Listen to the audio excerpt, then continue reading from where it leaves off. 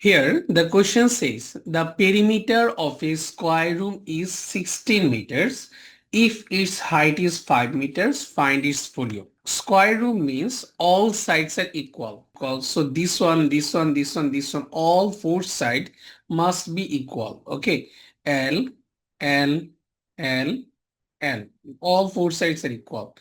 Since the perimeter of a square room is 16 meters, so we can say that 4L equal to 16, or L will be 16 by 4, that will be 4 meters.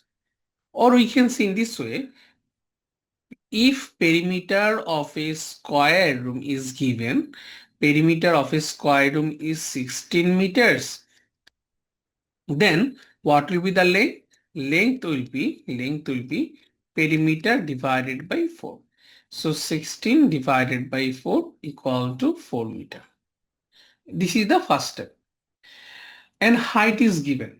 What is the height here? Height h equal to 5 meter.